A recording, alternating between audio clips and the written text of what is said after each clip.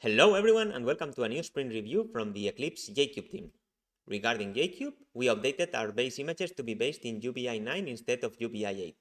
This will allow us to proceed with adding support for Java 21 for all of our container image generators. We released version 1.15, which included the updated base images, support for Spring Boot 3 native, which Rohan will demo next, and a few other improvements. San gave out a couple of presentations at Rakuten. They went really well, and we're already getting feedback from them and improving some of our JKube's features based on their comments. For the Fabricate Kubernetes-client, we finally managed to bump the Quarkus dependency to the latest Kubernetes-client release. This process has taken more than a month and included fixes and changes in several other projects. As a result from this struggle, the governance for some of these projects has changed, and we have now more influence and control over them. And as usual, for both projects, we spent some time dealing with bugs and general maintenance tasks. Hello everyone, this is Rohan from Eclipse JKube team. Since Spring Boot 3, it is possible to generate Gradle native images of your Spring Boot applications.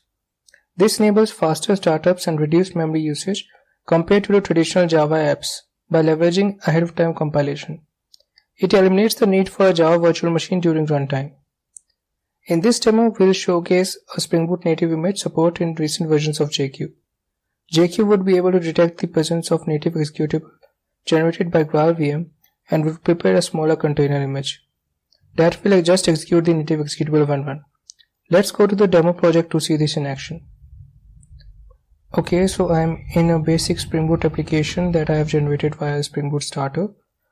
So I'm using the recent versions of Kubernetes Gradle plugin and OpenShift Gradle plugins, and I'm also using the Gradle native plugin that would be responsible for generating the native executable. Alright, so let's go ahead and run Gradle native compile to trigger the native compilation. So this would generate our native image executable. Okay, so native compilation has started, so let's wait for it to finish. Okay, so the native build has finished. So our native artifact should be available in build native compile. So let's try to build container image out of this application. So we'll issue Gradle kit is built and see if JKube packages this artifact inside the image.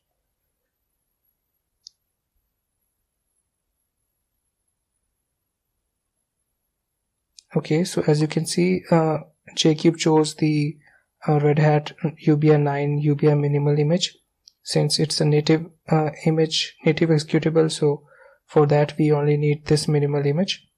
So let's try to run this image that JKube created.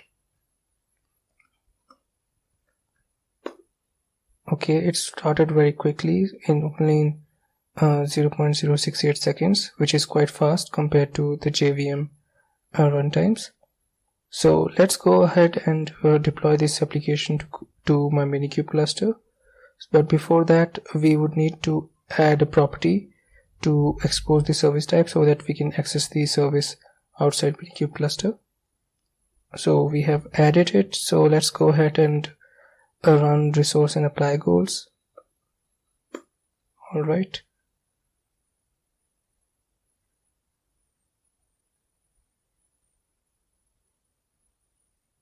Okay, so let's check the pods. It's coming up.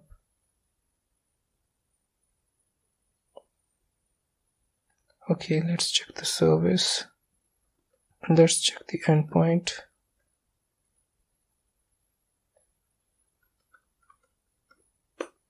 Okay, so application seems to be working fine. So this concludes the demo. Thanks a lot for watching.